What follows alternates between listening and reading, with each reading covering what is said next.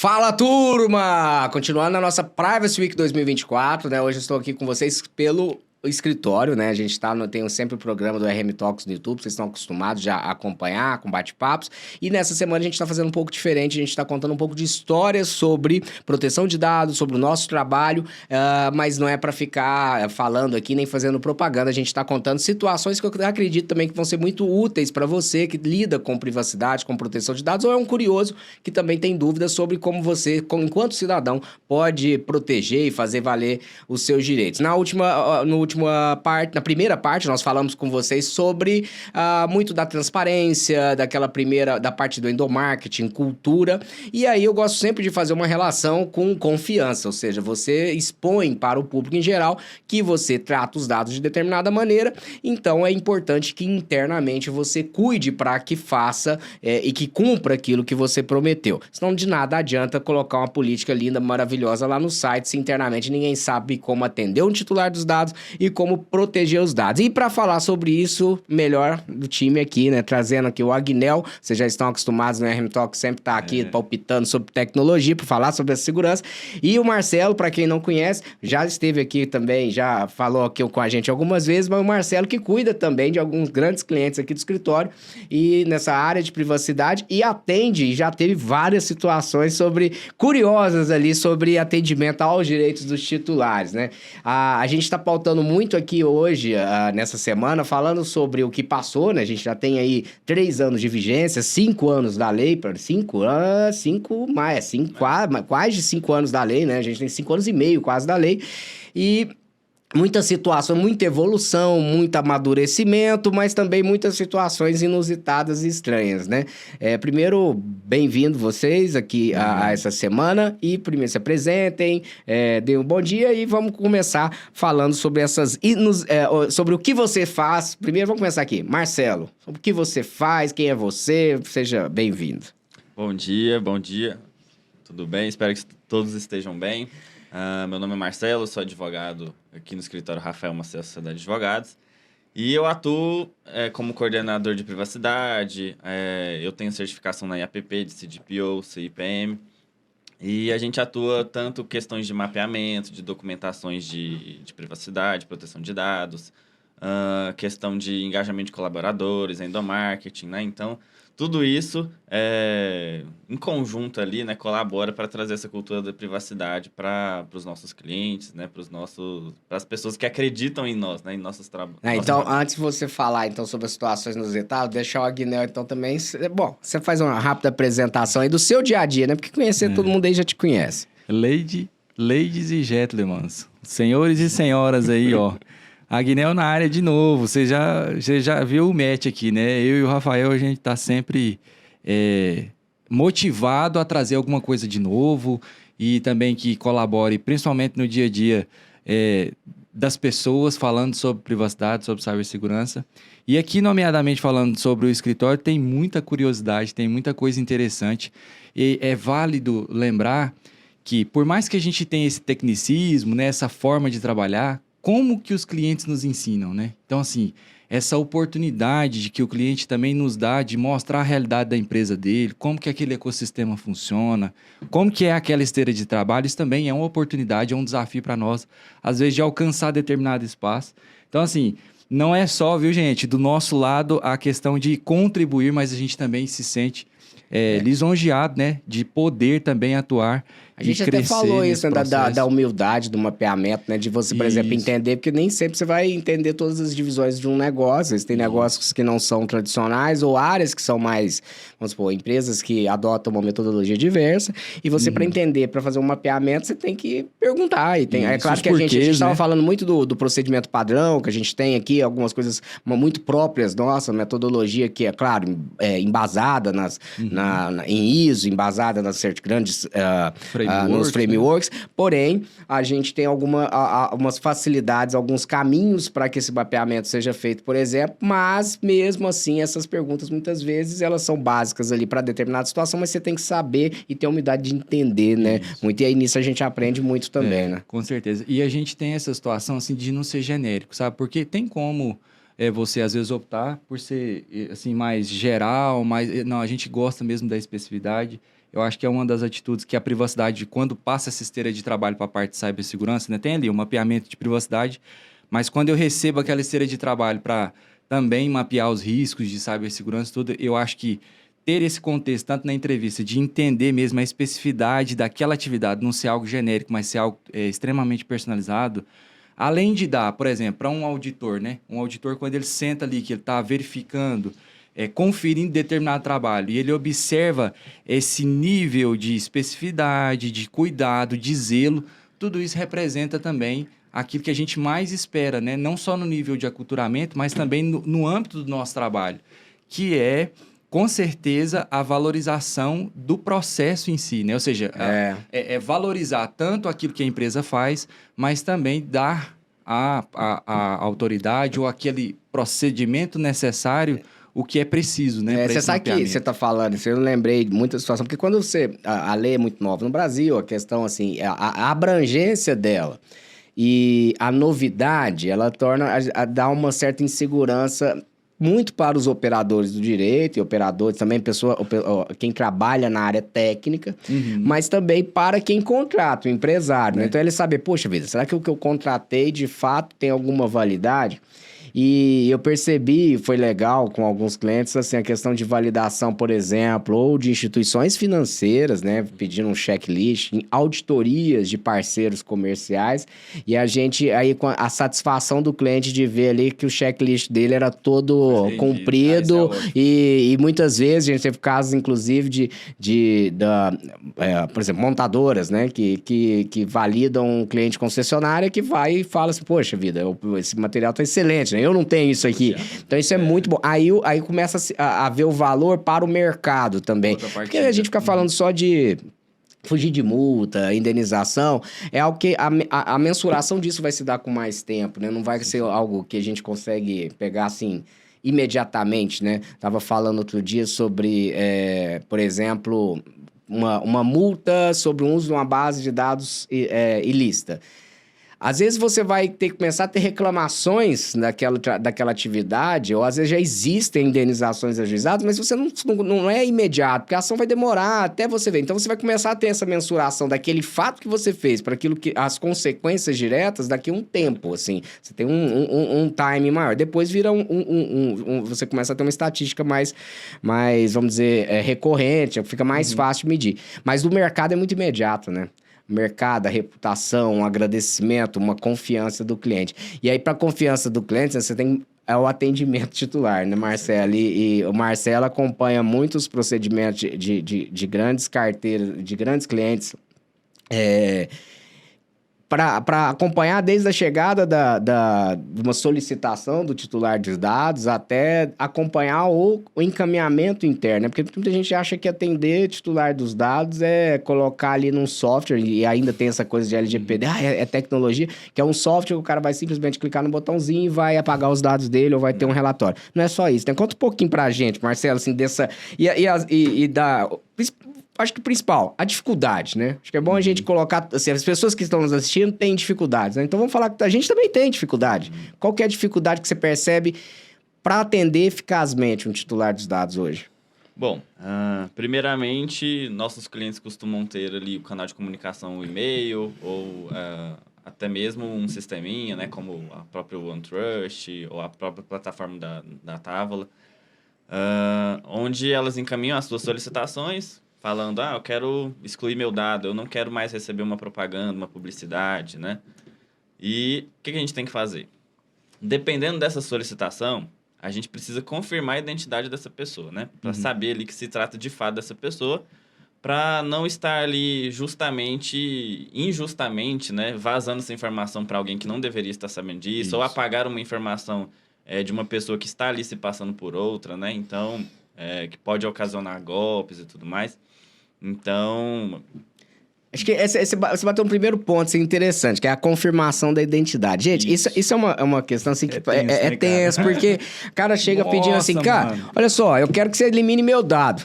Então, peraí, deixa eu confirmar se é você. Me pede deixa eu comprovar seu RG. Bom, mas eu não tenho nesse- RG, né? É que nem sempre é RG, né? A gente fala muito assim, confirmação da identidade de alguém que você tem um tratamento de dados por e-mail, você pode mandar um código pro e-mail e validar pelo e-mail, né? Você tá validado. Também não é uma transação bancária. Mas a importância disso é que evitar que terceiros façam solicitação em seu nome e aí acaba sendo incidente, que as pessoas esquecem que eliminar um dado sem que seja dentro das previsões legais ou mediante solicitação do titular é um incidente também. Né? Você tornou isso também, perde a disponibilidade do dado, que é de segurança da informação. Só porque eu lembrei, ontem eu fui fazer um exame no hospital, aí tava lá tudo bonitinho, cheguei lá no guichê esperando para passar plano de saúde, aquela luta, né? E aí eu vi lá o aviso, né, com o QR Code, falei, cara, bonito, legal, bacana. E aí eu falei, pô, assim, tá, né, tem aqui uma pegada diferente, já não tava falando em autorização, não tava, né, falando nenhuma besteira, bem bacana. E aí, na hora da atendente, eu já tinha feito exame nessa instituição, aí ela falou assim, olha, eu vou só confirmar os dados, porque nós perdemos alguns dados aqui, A cara do Marcelo. nós perdemos alguns dados e aí a gente precisa confirmar. Falei assim, cara, tudo bem, então peraí, mas assim, essa naturalidade de perder uns dados, isso é um incidente de segurança, não é? Não é uma... Comunicar de forma tão natural assim. E a pessoa informar assim, nossa, a gente perdeu, tá tudo bem, peraí, agora eu me deu insegurança, eu quero saber o que você perdeu. Logo Pra depois quem eu vi que não tinha perdido, por exemplo, meus exames, porque o médico chegou a constar porque ele precisava saber a data, né, do último exame que eu tinha feito, mas gera naquela, né, assim, ou seja, ainda às vezes você tem ali uma primeira adequação de colocar os avisos, de colocar as informações, mas as pessoas ainda não entendem o risco de uma informação mal dada, né, e como gera às vezes uma demanda do atendimento titular. Mas a gente teve vários problemas, assim, com o titular reclamando porque que pedia a identificação, né? Reclamando e não queria mandar, né? Muitas vezes a gente explicando ali toda a situação, por que deveria encaminhar as informações. Um RG, às vezes. Isso. Aí a pessoa discutir, não vou mandar, não tem como a gente atender assim, dependendo da solicitação, né? Se for uma solicitação de exclusão ali de dados pessoais, não tem como a gente atender sem a pessoa se identificar ali, né? Não dá pra dar informação, né? Por exemplo, dizer, às vezes não é nem só excluir. Quais dados que vocês têm a meu respeito?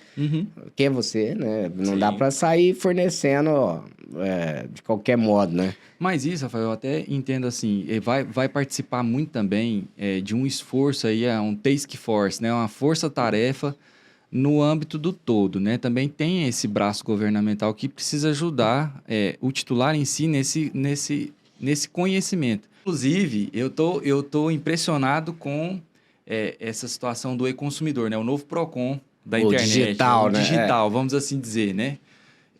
A quantidade de pessoas que adotaram rapidamente o quanto o procedimento é funcional e a primeira coisa que se pede para você acessar aquilo é seus dados pessoais e todo mundo tem esse interesse de exercer o seu direito e para isso sabe que precisa comprovar a sua identidade. Então, eu quero exercer um direito, preciso comprovar a minha identidade aqui para exercer meu direito. Então, isso participa também de um aculturamento, né? Ou seja, as pessoas precisam entender que na parte da privacidade também ela está exercendo respectivamente um direito sobre o dado dela, mas ela precisa se identificar.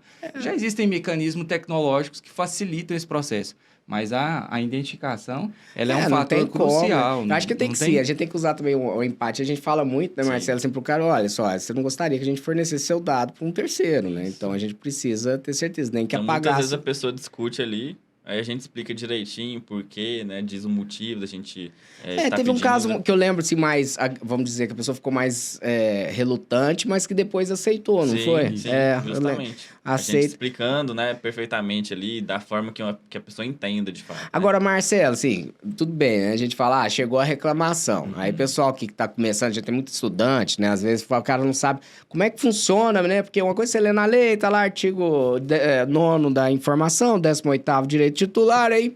Mas no dia a dia, né? Chegou a informação, beleza, você identificou, confirmei a identidade do titular. Aí o que passa no imaginário popular, né? Que você vai clicar um botão e vai atender o direito dele. Ou seja, está na mão do encarregado de dados, vai voltar a informação. E até bom estar o Agnel aqui, porque isso foi uma das dores que eu mais discuti enquanto professor, Porque se pregou muito, e por empresas de tecnologia vendendo sistemas, obviamente, essa ultra integração, esse data discovery, como se isso fosse uma solução mágica para cumprimento da LGPD. E não é assim. Então, assim, às vezes eu vi empresas gastando milhões em soluções dessa natureza e que não atendem.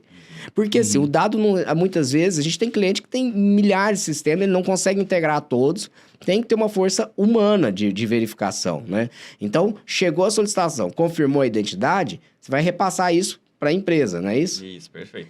A gente repassa essas informações ou para o ponto de contato ou para o comitê de privacidade, né? O ponto de contato é aquela pessoa ali que auxilia, que está ali Realmente um analista de junto a privacidade, nós. né? Isso, Pode ter uma maturidade melhor que está indicada. Isso, é uma pessoa ali de dentro da empresa que nos auxilia para essas questões do dia a dia mesmo, né? Chegou uma solicitação titular, ou às vezes a gente precisa comunicar alguém. Entende a importância, né, Marcelo? Isso, Cara, isso. também que às vezes você manda pra um cara que não tá nem aí pra aquela temática e não adianta nada. Alguém que valorize o seu e-mail.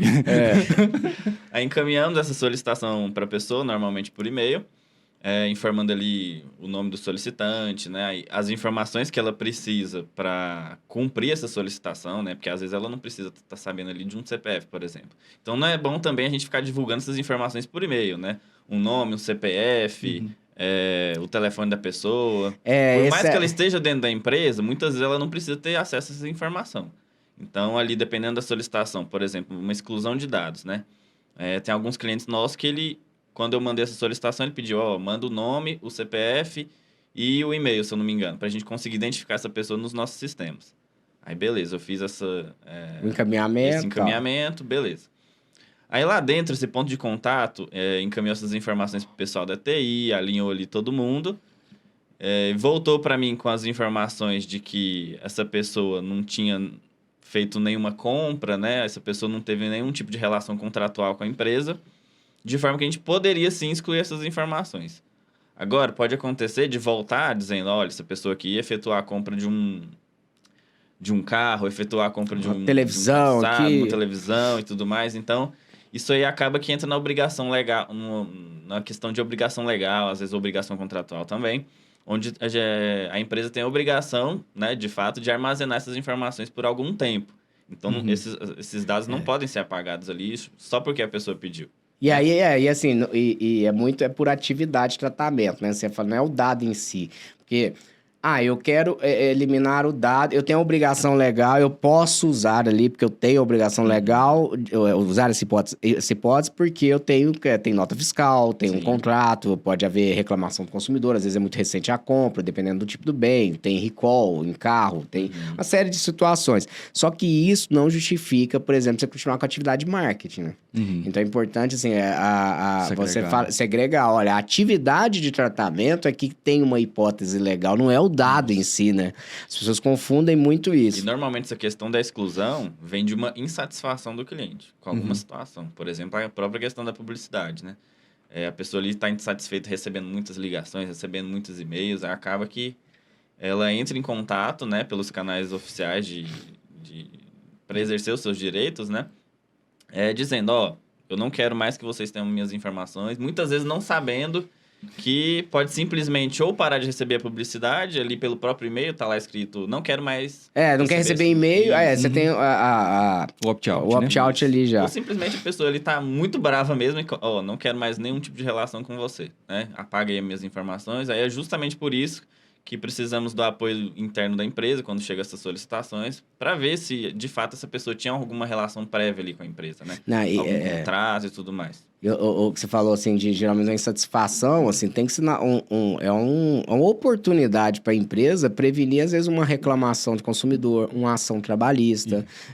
Então, o jurídico tem que estar bem, estar no circuito também dessa análise, porque, às vezes, como a LGPD, né, ela gera esses canais de comunicação, e vamos dizer assim, acaba sendo mais fácil de se dizer que está adequado, primeiramente, a colocar essas informações em site, né? Então, o cara vai botar primeiro, todo adequado, bota ali, e aí gera o fluxo. Quantas vezes a gente recebe solicitações que não tem nada a ver com LGPD, ou seja, cria-se um canal de comunicação que quando o cara está insatisfeito, ele vai no primeiro que ele vê. E ele não quer nem saber, meu amigo, se é de LGPD ou se não é, tal. Ele quer que resolva a situação. Então, tem que ter essa atenção também, porque, cara, a gente viu vários casos em que o Recebe cara muito. começa a reclamar ali, mas pode ter certeza que vai ter um problema. Ele já tem uma queixa do carro que não funciona, da Isso. TV, do mau atendimento na loja, ou no e-commerce que cobrou fatura duas vezes, e aí por aí vai, né? Colaborador. E acaba que, até mesmo recebendo essas questões que não sejam relacionadas ao LGPD, a gente encaminha para esse ponto de contato, né? Justamente perguntando ali, ó, como que a gente pode informar essa pessoa, como a gente pode estar agindo ali para auxiliar essa pessoa a resolver o problema dela, ainda que não seja relacionado ao LGPD. Você encaminhar para o canal correto, né? Isso. Mas eu já vi aqui pedido de emprego pelo canal de atendimento ao titular. Sim. Então, assim, as pessoas às vezes usam os formulários. E às vezes falta informação nos sites, entendeu? Isso, não tem ali um e-mail, um canal de comunicação para pessoa... Para outras questões, Isso, né? isso. E aí ela tirar usa ali o dúvidas. caminho que ela tem, né? Que ela acaba tendo recurso. E cabe, assim, aí a gente tá... Não dá pra gente simplesmente ignorar isso, que isso é uma questão de compliance geral, né? Se chega uma reclamação ou qualquer solicitação, a gente tem que passar Isso, adiante, ainda que não seja relacionada à proteção de dados, né? Agora, é muito interessante esse fluxo, né? E essa maturidade de atendimento ao titular, né? Eu lembro muito, a gente teve algumas situações no começo que quando vinha a solicitação de exclusão, você repassava o e-mail, o cara já excluía. Sim, Sabe aquele negócio, exatamente. batata quente? Tipo, já chegou a LGPD, apaga essa porra, pelo amor de Deus, apaga. Aí o cara já joga o computador, tipo, não é bem Virou assim, meme, né? Calma, você não tem que Virava apagar. uma loucura nos empregos. Não, você já encaminhava, um cara, eu lembro uma vvez, a gente respondeu, a gente só encaminhou, explicou que não precisava pagar, mas o cara já viu que era um dado LGPD, ele já devolveu, já apaguei os dados. Meu Deus. Falei, cara, não, calma Quem aí, falou você que volta, né? Você volta, eu não posso falar aqui. Mas não, você já voltou, não, volta aí os dados, pelo amor de Deus, então é um incidente, né? Você eliminou um dado que não precisaria eliminar. Mas é uma evolução, né? Uma cultura, assim, de proteção. Mas você acha que tá melhorando, assim? Você acha que... Tem em geral? tem melhorado bastante. Inclusive, cada vez mais estão chegando, né? Solicitações. Verdade. Isso Muitas aí. solicitações. Agora, eu falei aqui de tecnologia e me pareceu, que sou um crítico que é contra a tecnologia. Longe disso, né? Inclusive, tem uma preocupação muito grande. Quando você não tem um canal único, né? Tem sistemas muito bons desses que você... Só que tem sistema bom, mas que a empresa não está madura para utilizar. Por exemplo, se eu tenho um canal, né, canais que criptografam toda essa informação de confirmação do titular e tal, e o cliente também entra nesse fluxo lá no portal para ver qual que é o CPF, o nome da pessoa, para depois ele internamente ele tomar as providências, muito mais seguro, porque depois você vai lá no portal de atendimento, que está no terceiro, criptografado, você pode eliminar o atendimento, etc. Você tem uma segurança de que não coletou dados adicionais. Sim. Quando você recebe só um formulário e você encaminha isso internamente para a empresa, por e-mail, manda o CPF, o nome e tal. Aí ele pega, vai mandar, aí chega pro analista, e o analista vai mandar lá pro cara da TI, tem esse aqui, tal. Consulta. E aí a empresa não tem a política de eliminação e não tem DLP, não tem políticas dentro do e-mail, de retenção do e-mail. E o e-mail fica lá, então você apaga do sistema, mas o e-mail continua. Sim. Então, assim, agora, eu não acho também que é só, nossa, manteve o e-mail, porque teve muito disso, assim, e eu digo até antes da LGPD, que eu já acompanhava o GDPR, participando dos fóruns da IAPP, e assim, a preocupação é global, de como que eu ia pagar, o e-mail, mas eu não conseguia pagar, eu ainda tenho esse dado, aí tinha soluções, e são caríssimas, porque se você garantir 100%, às vezes, cara, é muitas vezes inviável. Mas o que eu acho que não é esse o problema hoje, assim, em termos de dados, assim, de tratamento ilegal, de punição. Acho que tem você ter ali um dado a mais. Acho que o principal é a atividade ser ilícita, né? Você usar esse dado para uma atividade ilícita.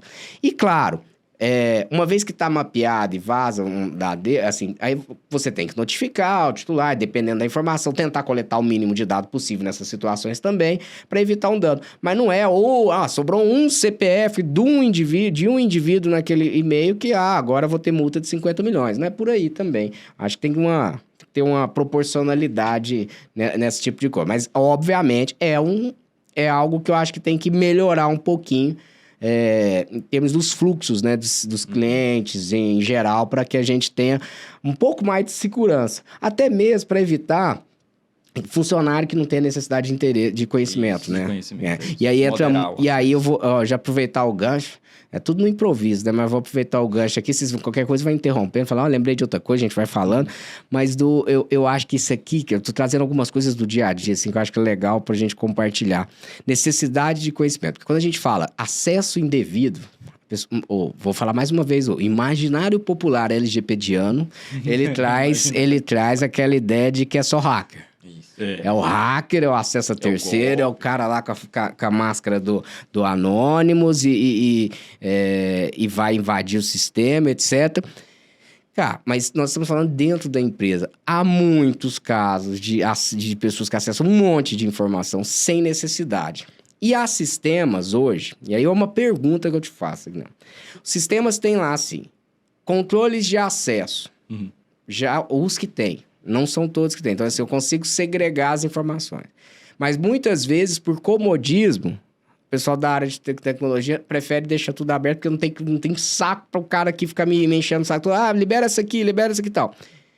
Já libera tudo. Rotinas de onboarding, né? Porque ele não quer definir. Não quer definir. Não, aí você vai explicar. Então, aí eu tenho liberado para todo mundo. E aí tem um outro problema, que é a questão do registro de log de acesso. Quem acessou aquele dado num caso, por exemplo, de uma investigação de vazamento de um dado, por exemplo, uma planilha com toda a lista de clientes ou de colaboradores. Queria que você falasse assim, como que eu resolvo dois problemas, eu acho, que é você realmente ter implementar aquilo que se tem nas políticas, porque eu falar assim hoje que uma empresa que está adequada não tem nenhuma política, isso é bobagem, tem. Só que ninguém usa, ninguém sabe onde está. Não aplica ela. Acho que é um grande... Ninguém não, tá, gente? Assim, é um desafio para você implementar. E a outra questão dos sistemas não terem... boa parte dos sistemas não ter esses registros dos logs de quem acessou. É viável, é factível ter isso? Vamos, conta aí, me explica um pouquinho. Hoje, os sistemas que a gente utiliza aí na grande massa, né, principalmente nos negócios nacionais, né, é uma opção do mercado brasileiro, com a Microsoft, o Active Directory, e agora o Azure Cloud, em sua grande massa, né, ou seja, a maioria dos ecossistemas tecnológicos, existem várias políticas que eu posso adotar no comportamento e na usabilidade daquele ativo. Não nomeadamente falando, eu preciso, às vezes, por exemplo, no evento de log, que aquele software me forneça determinado espaço, porque a captura do próprio sistema operacional, ele trabalha muito nesses eventos. Fez login em determinado software, fez a adição, preencheu um input, fez o download, apertou um botão de download. Então, assim, muito pelo sistema operacional, com policies bem configuradas, a gente já consegue ter boa parte desse accountability, dessa documentação de comportamento de usuário. Agora, em se falando no procedimento de atribuição de rotinas para esse ativo, né? Ou seja, eu posso... Esse aqui, essa pessoa no software de ERP pode enxergar a coluna CPF. Esse aqui é um analista, ele nomeadamente falando, não precisa dessa informação. E, pelas políticas, o procedimento tradicional seria que ele não tivesse acesso. Esse gap ainda é muito manual. Por quê? Porque, na maioria das vezes, o software, ele tem...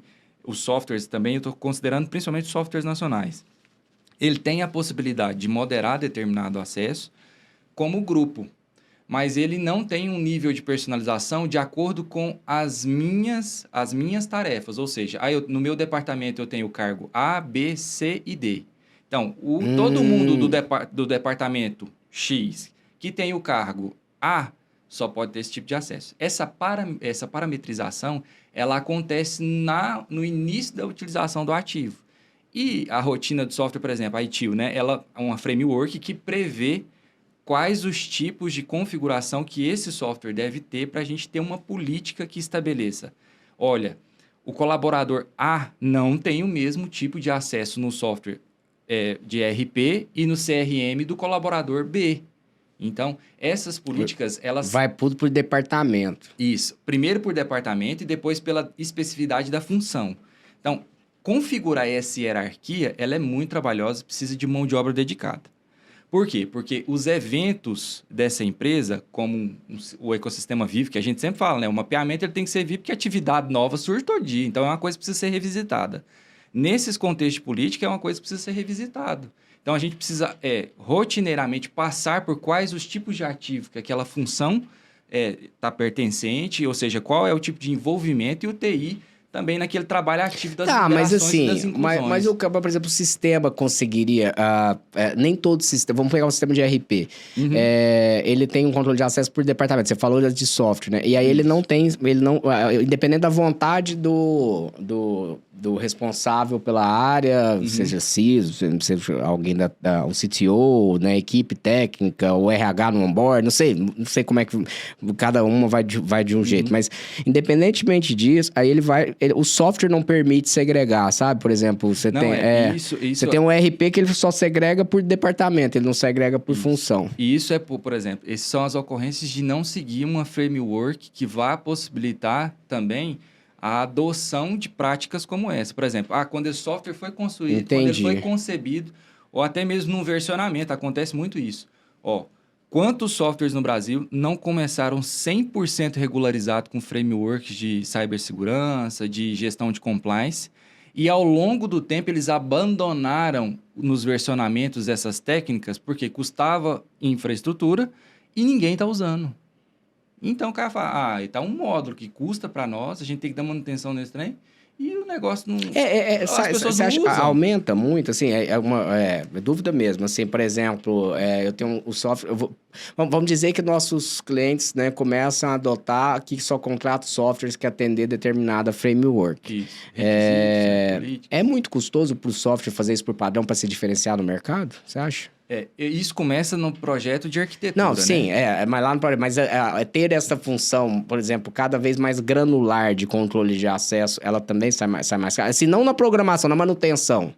Na manutenção, hoje, isso pode, igual eu tô te falando, ele pode custar uma infraestrutura que não está a ser utilizada. Porque, assim, todo gestor, todo dono de software, ele tem aquele paralelo, utilização versus disponibilidade, ou seja, como que o software opera e a velocidade que ele opera. Então, ele está sempre competindo performance. Entendi. Então, esse é um dos pontos na arquitetura que tem consumo de performance. Entendi. E se ela está estacionada, não justifica eu continuar, porque isso aí não é uma demanda. Meu cliente gosta muito mais de emitir nota fiscal do que moderar acesso. Então, eu vou jogar infraestrutura lógica de performance para emitir nota fiscal, visto que ele não utiliza nunca esse módulo. Só que esse enfraquecimento dessa engenharia social, ela provoca o quê? Os enfraquecimentos que todo hacker gosta. Né? Que toda a infraestrutura de ransomware acha maravilhoso. Então, assim, isso não, ao meu ver, e também no consenso global, né, como nesse entendimento de CISO, essas adoções de software, como em alguns exemplos na Europa, você não entra para uma empresa de software de ERP que seja certificada sem parametrizar. Se você não parametrizar, você não pode fazer aquisição do software. Então, assim, eles já também estão resguardando, porque agora, como SaaS, nesse grande boom do SaaS, eles também têm ali determinada responsabilidade. Então, algumas empresas de software já estão garantindo isso, independentemente se o cliente gosta ou não daquela funcionalidade. Então, você está falando só de ter assim, essa segregação que já tem esse custo operacional, eu já ia te fazer uma outra pergunta que seria até... Porque você falou que o sistema operacional, sim, aí perícia eu consigo saber se fez download, se ele entrou no sistema, mas aí dentro do sistema eu dependo do sistema. Me dá, por exemplo, dizer se o Marcelo que entrou no dado do Agnel e que alterou o telefone. Muitos fazem isso, né? Muitos têm ló. Eu acho que tinha que ser padrão, mas eu tô espantado de ver quantos softwares não fazem isso. Não fazem. Assim, só de ter uma segregação por departamento já é alguma coisa. Porque tem empresas que não tem segregação nem por departamento. Não, e não tem nem de usuário, né, Marcelo? Aliás, o usuário é o mesmo, né? Você contrata uma licença, o usuário lá rmsa@level. Vai lá e todo mundo usa a mesma senha. Foi onde que eu fui agora recentemente, cara, que... eu vou lembrar aqui, eu não vou falar o nome, né? Mas assim, que na hora que eu comentei alguma coisa, eu falei assim, não, mas a senha é de todo mundo aqui, todo mundo usa a mesma senha. Eu vou lembrar aqui no decorrer, mas pra dar uma citação pela atividade, pelo ramo da atividade. Eles falaram assim, não, mas todo mundo tem acesso e tal, mas eu falei, mas você consegue saber, mas todo mundo usa a mesma senha. Eu já me deparei com um ecossistema, em outra época, já me deparei com um ecossistema hospitalar, que todos os médicos usavam a mesma senha, justamente por conta de economia de usuário. Sim. Ou seja, todo laudo saía no mesmo do mesmo médico, sendo que não foi ele que laudou determinado exame. Aí já tem várias outras Aí já tem consequências, né? Imagine outras só. implicações. Então, assim, isso por economia de determinado ativo. Ah, não, mas esse é um exame muito simples, ele só serve para essa parte. Gente, não importa. A responsabilidade que está atrelada a isso, né, num passivo de uma auditoria, de uma investigação, são coisas, assim, terríveis. Lembrei aqui na minha agenda, foi numa entrevista, né? Que eu estava justamente falando sobre esse risco de acesso. Aí eu falei, olha, você não tem que identificar quem que é a pessoa, quem que é o usuário. Aí a pessoa, não, porque aqui todo mundo usa o mesmo, assim, a mesma senha no sistema. Eu falei, mas que o... A pessoa falava, eu falei questão de importância de senha. Aí a pessoa, a senha tem um pessoal que quer senha. Fala que, aliás, a senha aqui todo mundo é igual. 1, 2, 3, 4, 5.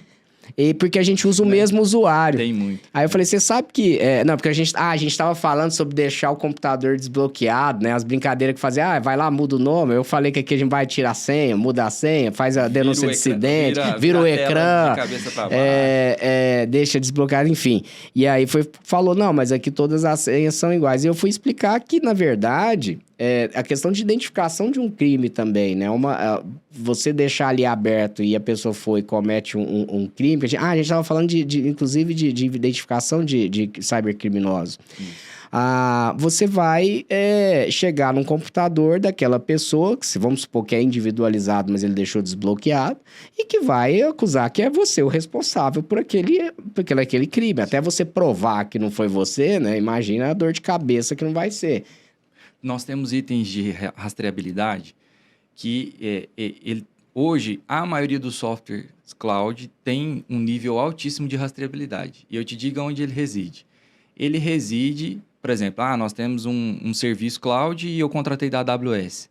A AWS tem um controle magnífico para determinado espaço, onde clicou, que hora que clicou, a área quente daquela tela. O que seria a área quente? Onde as pessoas deixam o cursor do mouse mais bem posicionado naquele espaço, ou seja, a gente consegue definir quais são os principais pontos de atenção da pessoa. Mas isso, por ser um serviço terceirizado, nem sempre as empresas de softwares que contratam esse serviço querem ter custo com esse tipo de tecnologia. Então, assim, parte muito do entendimento também que essa pulverização, né, dos sistemas como software de serviço, né, o as a service, ele tem várias rotinas e várias possibilidades de contratação de pacotes e soluções para isso, mas hoje nem sempre é uma adoção, uma contratação. Então, hoje, se eu sou dono de um servidor, se o servidor é próprio, eu tenho total nível de rastreabilidade do button, do input, do minimizar, do maximizar. Eu tenho acesso a todas essas informações como log. Agora, uma coisa é alguém com um nível tecnológico a ponto de programação, que tem acesso a esses dados. Outra coisa é o tipo de auditoria ou pesquisa que vai acontecer. A depender do formato que isso ocorra, nem sempre um log, Rafael, ele está descrito data, hora, bonitinho, numa coluna apresentável com interface gráfica. Então, um dashboard para o cara ver ali o acesso, né? Vai precisar de uma perícia. E de uma perícia especializada. E hoje a gente tem essa infinidade de linguagens de programação em que, às vezes, o evento log, o perito que está ali, não é a grande expertise dele. A gente lida com essas problemáticas. O que é realmente ideal nesse procedimento, volta a essa framework que ela é completa, ao meu ver, nesse sentido. Qual que é a framework? ITIL. Que ela prevê um evento de log com interface gráfica e até com dashboard, para eu delimitar gráfico, áreas de atuação. Então, assim, já é uma olha o que eu estava pensando aqui, em termos assim, de pensar cenários de evolução, né? A partir do momento que começar a entender que todo incidente aqui vai ter que fazer perícia, né? O dia que a ANPD talvez fala, olha, tem que ter perícia, tem que ter alguém externo. Óbvio que a gente sabe que é o melhor caminho, mas não é uma realidade. Não adianta a gente falar assim, cara, vou colocar num plano de resposta, vai contratar perito. Cara, vamos assim, não é factível, mas a gente sabe que é o ideal e a gente até coloca, mas a gente entende que algumas flexibilidades em alguns momentos são... É o que tem, né, pra hora. Então, assim... Na hora que isso tiver, por exemplo, mais consolidado, e às vezes são perícias baratas, cara, às vezes são incidentes que não são caros, o pessoal, né, às vezes acha que é muito caro.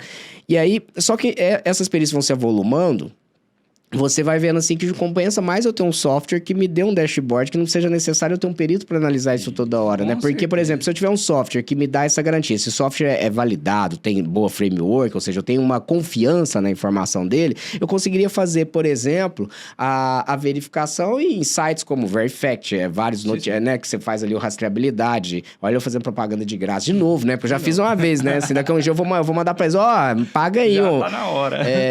Porque aí você consegue demonstrar também com uma ferramenta para produzir prova. Aí a gente vai entrar num outro ponto. Beleza, produzir. Achei que é o indivíduo. Aí nós temos um problema do cara não ter assinado ou não ter anuído com as normas trabalhistas, com o contrato de trabalho.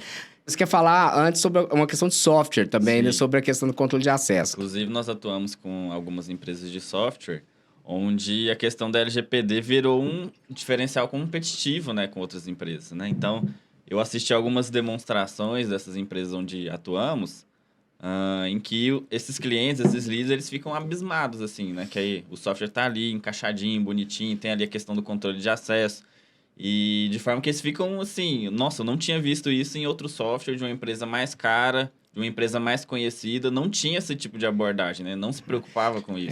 Eu falei que eu não ia fazer propaganda, então, mas a gente aborda muito com o cliente de software também, porque, assim, para ele colocar essas ferramentas também à disposição, para ajudar ele a ganhar dinheiro também. Não é uma coisa que a gente faz que só para... O professor acha muito que LGPD é para proibir, para bloquear, a gente apoia muito nessas estratégias. Mas no entendimento de confiança, eu mesmo, o Marcelo sempre pleiteia algumas agendas na parte do versionamento, né? Ou seja, vai versionar, estamos reunindo informações para uma nova versão. Quantas vezes, né, a gente já não entrou com o Privacy by Design? Ele explicar a arquitetura ali, né? De quais são, o que encaixa novo nessa nova versão, no versionamento. E a gente fala, olha, que tal...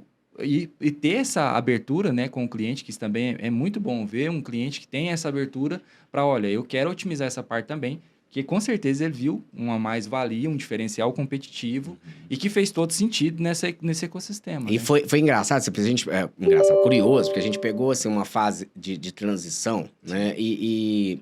Porque a gente sempre trabalhou com tecnologia, então a gente acompanhava muito antes já da LGPD, algumas empresas de software e também empresas que já tinham preocupação com segurança da informação, nesse aspecto também jurídico, que a gente sempre olhou com atenção. Mas a evolução que eu digo, teve empresa. Eu trabalhei, inclusive, numa empresa que outro dia você analisou um contrato, né, para um outro cliente, era de um software. Eu falei, não, esse contrato aqui eu lembro, porque esse aqui...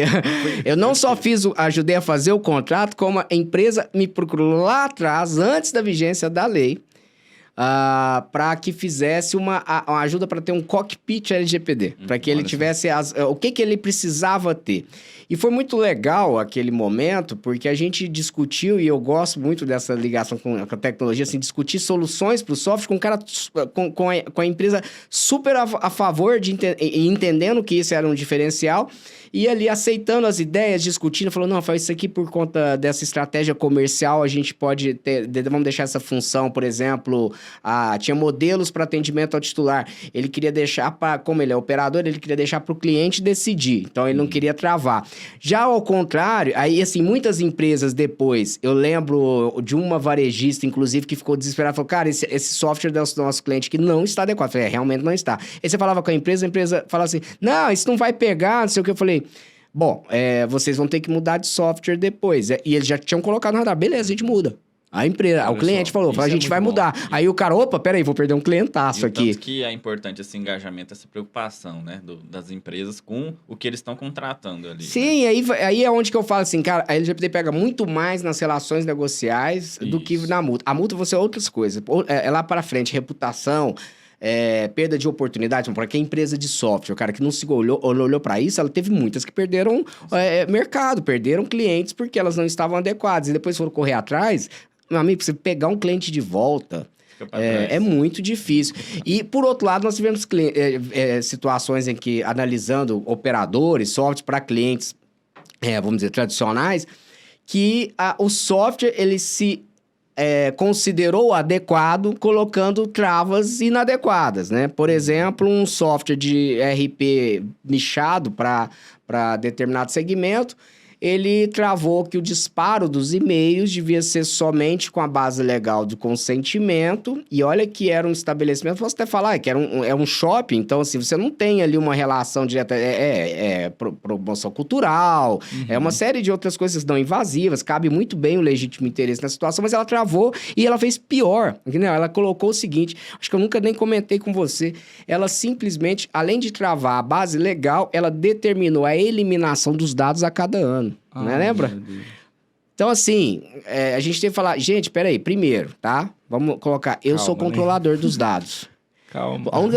Mas eu tenho preocupação porque o operador não pode realizar atividade de tratamento ilícito. Tudo bem. Então, agora vamos para essa vertente. Assim, aonde que você tirou que eu tenho que fazer a validação dos dados anuais? Assim, fazer um consentimento anual para minha base legal. Gente...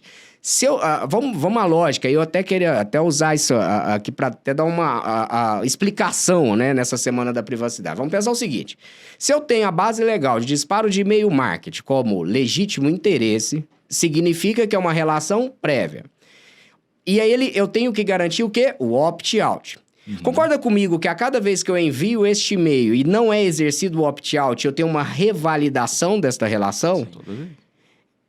Qual o sentido de de traçar um período temporal? A não ser que essa base de dados ela não seja utilizada, por exemplo, por um bom período. Então, você fica com ela estagnada ali alguns anos e depois você quer usar de novo, aí talvez já não vale mais o legítimo interesse.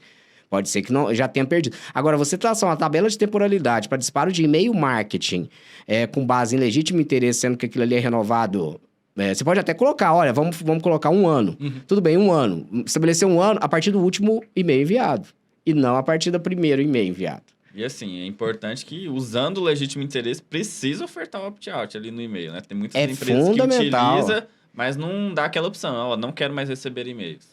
Muitas empresas... Eu recebo e-mails, inclusive, de algumas empresas... Você exerce? Já tive, já. E funciona? Muitas vezes funciona, muitas vezes não, né? Muitas vezes também, agora tá com essa mania. Tem o link lá embaixo, esqueceram meu e-mail. Quando você clica naquele link, dá um erro 404. A página não não tem existe. nada, a página não existe. E assim, às vezes as pessoas falam, isso é proposital. Nem é, né, cara? A gente Não, que às tratou vezes tecnologia é fluxo. esquece mesmo no fluxo. fluxo, na hora de configurar ali o modelo do e-mail lá na ferramenta de disparo, lapso, esquece. Existe o canal para ele fazer o opt-out, mas não coloca no e-mail. São coisas procedimentais que são super fáceis de resolver, né? Uma recuperação que tem a ver com esse assunto, mas foi uma primeira pauta, é dar esse entendimento que... Quantas vezes eu já não vi um titular ser atendido, Rafael, e da forma que ele foi atendido, a vontade que a gente aplicou, né, ali naquele atendimento de solucionar aquela situação, e quando a empresa realmente está ativamente preocupada com isso, o nível de gratidão, né? A resposta dos e-mails, olha, obrigado. Ou seja... Isso acaba gerando ali um marketing de fidelidade, um viés cognitivo fantástico. Melhora a reputação da empresa. Melhora a reputação. Então, assim, hoje a gente vê... E aí dando assim, começo, meio e fim, né? Vem a solicitação, a gente trata a solicitação e a empresa se predispõe a fazer o que tá dentro das possibilidades. Gente, a gente estabelece, nem que seja uma mensagem subliminar de um vínculo de confiança toda vez que aquela empresa ou aquela pessoa se envolver em algum determinado momento com aquela empresa vai ativar ou inativar determinada função e isso acaba gerando uma relação de confiança. É o que a gente realmente espera. É que eu entre em contato e que isso aconteça. Então, assim, hoje trazendo para o veículo do marketing, é isso que está acontecendo. Você possibilitar isso, você está dando muito mais a chance de ser responsável, de ter um equilíbrio também e mencionar a ética durante os seus processos. Sem dúvida. A boa-fé, né, na relação contratual. Do que aquele receio que a gente tem, mas se eu dou essa opção e se eu coloco isso muito claro para o cliente, eu vou ficar sem lead nenhum. Cara, esse cara não queria ser seu cliente. Eu trabalhei... E ainda tem chance da própria pessoa querer voltar para essa base. Eu como, assim, até desde uma das especializações que eu tinha feito, que eu fiz foi MBA em mídia digital, então eu sempre tive uma relação muito com o pessoal do marketing, né, com o pessoal de jornalismo também, por conta das aulas. E antes, quando a lei estava em tramitação, a gente sempre discutia, era uma preocupação enorme que o marketing ia acabar, Gente, assim, pelo contrário, essa criatividade, e falando em era de IA, né? Se a gente está falando em que aquele basicão, um chat GPT pode fazer, essa criatividade da operação, ela está cada vez mais valorizada. E em relação à proteção de dados, mais ainda, porque você tem ali que pensar estratégias de conquistar a confiança, porque ninguém quer comprar de quem não gosta, de quem é invasivo. Né? Eu acho que esse é o ponto de separar. Eu tive uma experiência muito interessante, muito perto uma da outra. Inclusive, eu compartilhei nas redes sociais. Eu fui no estabelecimento, um restaurante, que a forma como pediram os dados, da minha filha e tal, me criou uma indisposição tão grande, a forma, o jeito de tratar, que eu preferi não dar e ir embora, mesmo sendo talvez a vontade da minha filha, que era conhecer aquele estabelecimento. Logo depois, a gente foi num outro restaurante, que tal também tinha vontade, vamos ter que fazer a compensação aqui. Na hora que chegou, aí a pessoa já pediu a CPF e data de nascimento. Aí ela já olhou assim pra mim e falou, não vou de novo, meus pais são muito chatos. Aí eu perguntei pra pessoa assim, por que você precisa da data de nascimento aqui? Porque ela explicou, olha, como é comando individual e aqui vende bebida alcoólica, eu preciso saber se a pessoa não é menor de idade. Falei, cara, minha filha, você quer só a data de aniversário? Eu passo meu e-mail, criou uma relação de confiança. E assim, e olha só, eu não fui na política de privacidade. Eu não fui na política de privacidade, eu não fui confirmar o que ela falou, mas o jeito e a confiança que ela explicou. E mais, o que ela demonstrou naquele momento? Ela demonstrou que a empresa tem boa fé com seus dados. Porque quando a empresa ela não quer tratar os seus dados de forma legítima, ela usa escusas e transparente. Ela usa vários artifícios para que não informe adequadamente você, ou às vezes acha ruim quando você faça uma pergunta dessa. Então, isso não só em relação com o titular, mas em relação B2B também, a gente tem muito isso de empresas operadoras, softwares, que não quer, por exemplo, uma auditoria do sistema, ainda que essa auditoria, claro, é óbvio que vai proteger o segredo comercial industrial, é óbvio, ninguém vai invadir isso, é uma outra questão, é log, é questão de saber de utilização da atividade de tratamento. Quando ela começa a titubear ou não querer fornecer isso, você pode saber porque ela utiliza esse dado para outra finalidade. Se tem obscuridade, é porque alguma coisa tem. E eu já nós tivemos clientes aqui que deixaram de contratar uma solução de BI porque a pessoa não aceitou a auditoria. Obscuridade. Inclusive, voltando a essa questão do restaurante, meu pai mesmo foi em ano passado, final do ano passado, e pediram o telefone dele, né? Dizendo que era para questão da comanda, se tivesse algum problema ia ter que ligar para ele. Tem umas justificativas que são meio toscas, né? Aí o que aconteceu? Esse mês agora foi o aniversário dele, aí mandaram uma mensagem no WhatsApp dele dizendo, olha, não vou falar o nome do meu pai, né? Você ganhou um desconto aqui, porque hoje é seu aniversário. Não vai falar? Porque você não pode falar, não. Mas tudo bem. Desculpa. Dizendo que ele tinha um desconto e tinha direito ainda a um petisco lá do restaurante. Mas assim, eles não deixaram claro que ia utilizar para essa finalidade também, entendeu? Então é uma questão de transparência. É até pior, né? Porque ele falou que ia utilizar para outra finalidade apenas e utilizou. E eu fiquei acompanhando. Esse restaurante realmente não me mandou nada no meu aniversário. Olha só. Nada. Poderia até mandar, assim, eu acho que nessa situação, como ela falou, aí seria eu talvez perder a confiança que eu tive. Poderia utilizar... eventualmente poderia fazer vamos pensar num nível de maturidade mais granular, assim, eu quero verificar aqui, mas na hora que eu sair eu quero que você apaga, porque eu já saí do estabelecimento. Sim. Poderia exigir isso também. E aí é onde que a gente ia cair, talvez, no sistema, né? Será que o sistema ia permitir? Na hora que eu saísse do estabelecimento, olha, já consumi, já paguei, não tem necessidade de você manter minha data de nascimento, uma vez que você viu, né, que não teve... Aliás, ela não...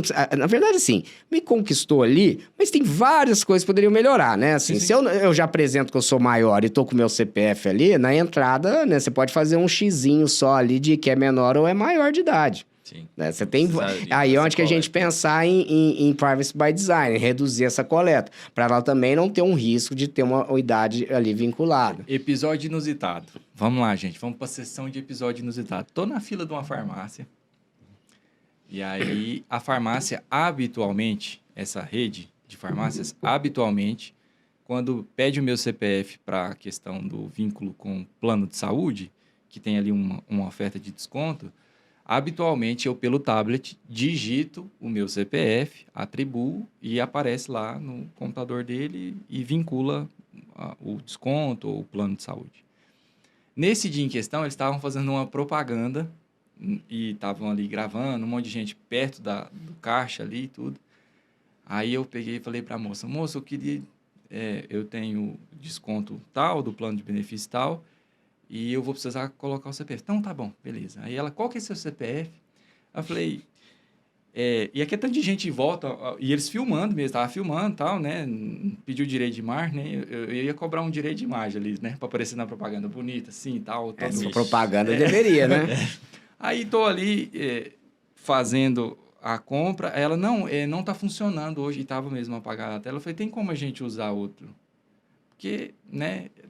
Câmera, tá gravando, ativa, um monte de áudio. gente, aí eu pego, não sei quem vai ficar... Já é arriscado se o cara tá no ao vivo ali pegar, imagina agora tá gravado, né? O cara volta Não aí. é que eu tenho muito dinheiro ou que meu CPF não esteja largamente aí em inúmeros vazamentos aí por descuidado, mas eu naquela hora eu fiquei assim, sabe quando você se sente bem em falar?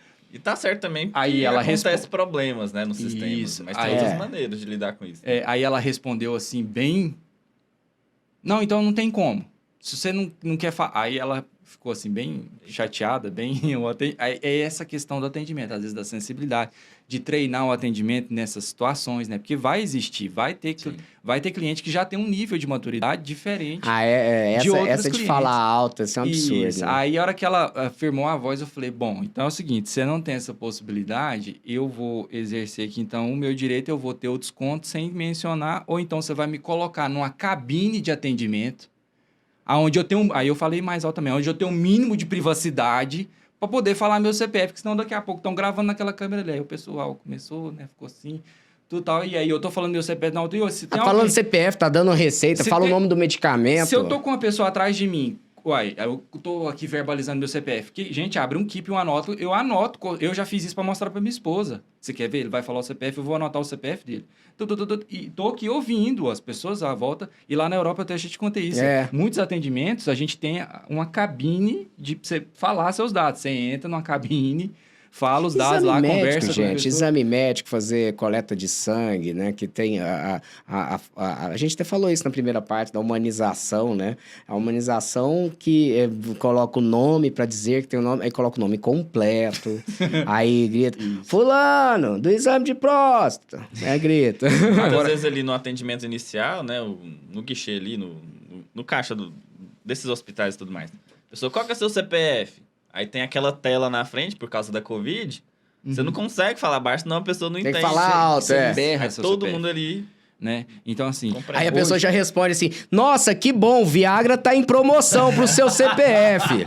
Porra, mesmo, é um negócio assim... É terrível, né, cara? Não, tem umas coisas que não faz sentido. E sobre esses mecanismos, Rafael, igual você falava agora, e puxando um gancho também sobre aquilo que a gente abordou no início, esses mecanismos de integração, de disposição, de quando você coloca a sua informação e terminou o tempo de armazenamento, por exemplo, a minha informação era para finalidade de só me cadastrar aqui, minha comanda pedindo, não queria receber nada de aniversário, né? Eu não queria receber nenhum marketing. Esses mecanismos que estão à volta disso, existem várias preparações para armazenamento desse dado, a temporização desse tipo de armazenamento, e tudo isso participa de um interesse tanto lá do fornecedor do serviço, mas também da empresa que pretende determinada ação. Eu quero fazer uma ação de marketing. Gente, você quer fazer uma ação de marketing? Tem maneiras muito mais criativas e inteligentes, que eu acho que esse desdobramento está faltando, né? Se a gente for falar sobre inteligência artificial, eu sei que a gente vai demorar mais 2 horas, o Thiago não vai querer gravar esse tanto de coisa. Mas existem tantas alternativas hoje para você fazer um atendimento que transmita essa ética e também estabelecer mecanismos já existentes. Eu não estou te falando para você comprar uma nova solução, estou te falando para você inovar, não estou falando nada de muito novo. Mas, às vezes, dentro da sua esteira de trabalho, o tal do Privacy by Design, nada mais que é, olha, o que eu estou fazendo aqui que eu posso melhorar e que eu vou garantir que determinado espaço de privacidade, de respeito ao consumidor, desse cliente. Então, é estabelecer esse vínculo de confiança nas ações que a gente está fazendo, às vezes, sem grande investimento. E o outro ponto também, que eu acho que até é interessante assim, para quem quer trabalhar na área, entender que mais do que você saber apenas da legislação, muitas vezes a reunião com o seu cliente para dizer de uma atividade que é ilegal, você vai ter que usar também argumentos comerciais de estratégias, às vezes, de marketing, né? Tive situações em que eu já teve... A minha primeira pergunta não é ficar ali jorrando conhecimento jurídico. A minha primeira fala não foi... Deixa eu voltar isso aqui, porque eu quero fazer um corte para a RM Academy. Não, mas não tem problema não, pode deixar girando aí. Eu vou... Então, uma questão que é interessante é que quem está lidando com a área hoje precisa entender também que não basta saber ou ficar ali colocando um monte de argumentos jurídicos para o seu cliente para deixar de realizar uma operação. Você precisa entender minimamente da estratégia do negócio, porque muitas vezes vocês estão brigando por falar que não pode mandar aquele e-mail, não pode usar aquela estratégia com aquela base de dados, mas às vezes na primeira experiência que teve, não teve conversão nenhuma, não teve nenhuma vantagem para a empresa. Então, você tem que falar assim, a primeira pergunta você já fez isso? Qual a conversão? Qual a efetividade? Porque o risco diante do benefício que você está tendo é zero. Então, não vale a pena. Porque também não vale a pena se indispor com o seu cliente. O cliente que recebe muita mensagem, ele não vai vai comprar mais, gente. Isso é uma bobagem, né? Agora, aquele que tem ali um tratamento especial, e isso é bom em relação a dados pessoais, a gente não quer que proíba a utilização de dados. Um tratamento personalizado, receber algo que aquilo que você está procurando, é ótimo. Eu adoro receber publicidade daquilo que, de fato, naquele momento eu estou procurando. Mas eu adoro também, e eu prefiro que esse meu dado, ou essa publicidade, ela cesse quando eu disser que eu não estou mais procurando aquele produto. Agora eu vou falar para você que está aí me olhando. Ó. Transparência é confiança. Basicamente. É isso mesmo. É isso mesmo. Boa. Você tem que falar mais um tempo, assim, pra gente usar um corte, assim. Esse vai viralizar. Isso, agora. A gente precisa... Mas é isso mesmo, assim, brincadeiras à parte, acho que confiança, né? E o que eu acho que a mesma pessoa que tem preocupação de que vai acabar com o mercado, com a atividade profissional, não sei o quê, é a mesma que tem, às vezes, essas atitudes de disparo em massa sem propósito, né? Então, eu diria que é uma... É igual você sair, vou limpar a sacada aqui, vou jogar água pro céu, a água cai e vai limpando, né? Você não tem nenhuma estratégia montada para isso. Não sei onde eu tirei esse exemplo, deve ser dos meus serviços domésticos. E assim, a taxa de conversão de leads que querem ficar na base é muito melhor do que uma pessoa que não quer ficar na base, por exemplo, tá recebendo marketing abusivo. Então, muitas vezes essa pessoa tá... Tem muitas vezes e-mail que eu pego, assim, que eu recebo e falo assim, cara, tá enchendo o saco, mas eu não queria ficar sem esse e-mail.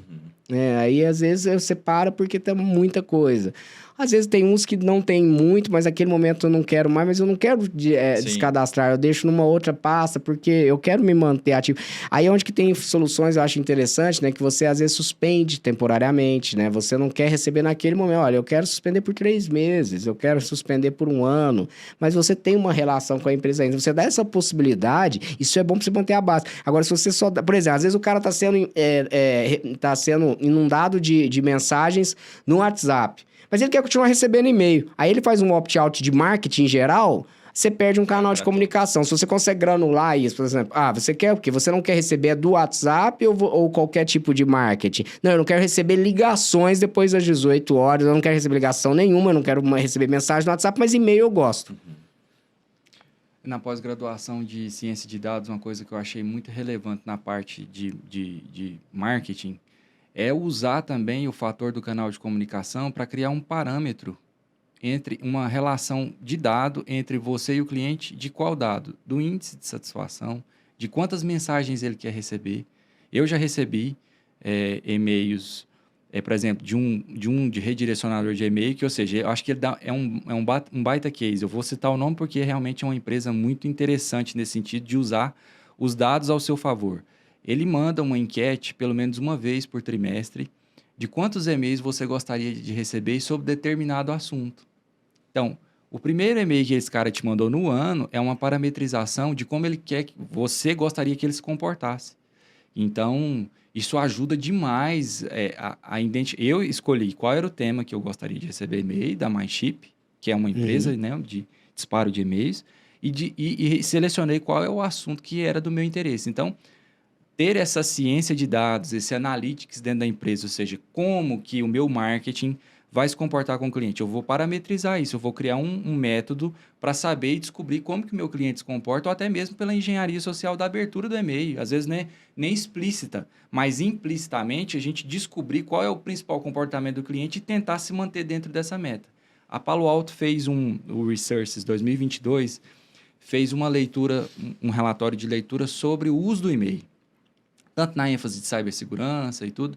E o maior descrédito que nós recebemos para esse, porque por mais que a gente ache que não, mas é um dos principais métodos de comunicação do mundo todo e o mais seguro, nesse contexto de vinculações, de validação, de log. Hoje a gente sabe que o registro de e-mail é uma coisa fantástica em termos de armazenamento, entendimento de abertura, é um algoritmo muito bem desenvolvido, já logo de base. Então, o relatório prediz o seguinte, já deixa lá claro, né, que a principal situação contra o e-mail que nós temos hoje é o marketing abusivo.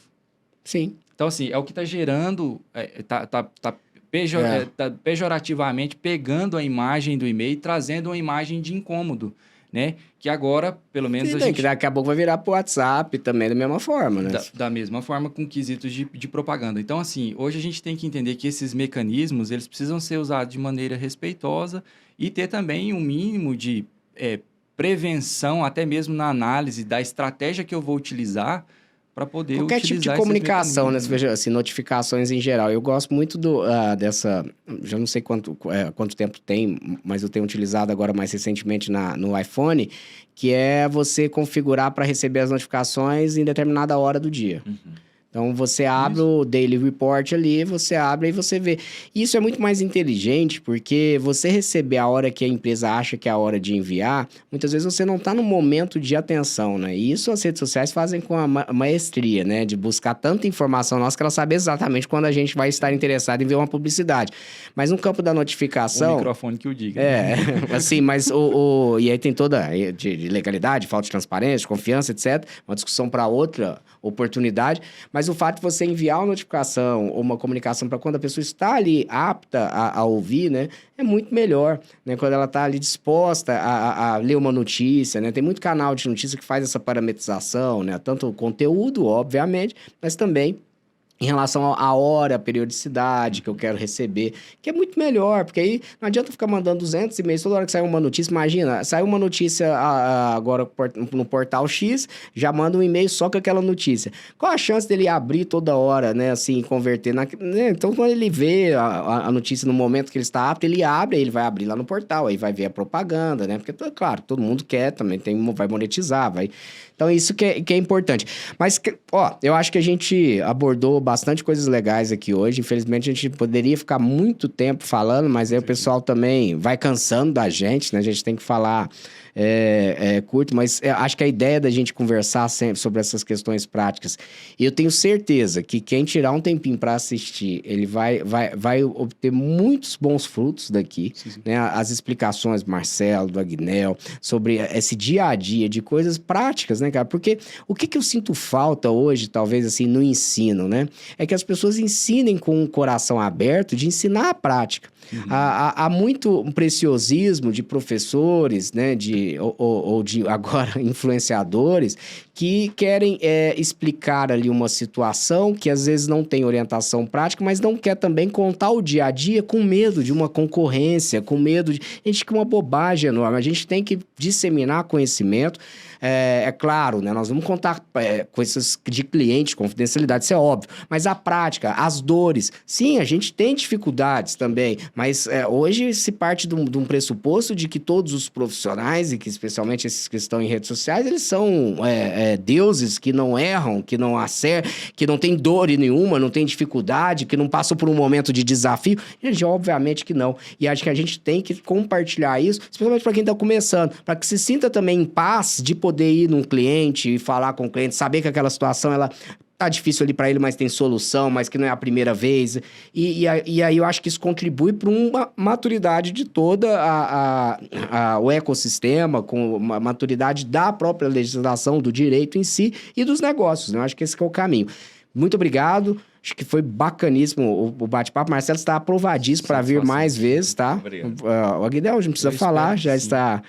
vamos avaliar. Vamos Eu avaliar. tô brincando. Gente, um grande abraço. Ó, e lembrando, a gente vai ter tanto aqui no canal do YouTube, a gente tá usando o canal do RM Talks para colocar esses vídeos, mas também estamos colocando esses vídeos lá na RM Academy, que está neste momento da Semana da Privacidade com cursos gratuitos em LGPD, cibersegurança e outros mais lá. E além dos mais de 70 cursos em habilidades, soft skills, liderança executiva e grupos, comunidades, para que você possa ali interagir com encarregados de dados, você pode interagir com comitês de privacidade, grupos temáticos de inteligência artificial, regulamentação das plataformas digitais, com documentação, com bate-papo, para que você esteja num local em que você não vai ser bombardeado por dancinhas do TikTok, mas vai ser bombardeado por bom conhecimento. Grande abraço para vocês.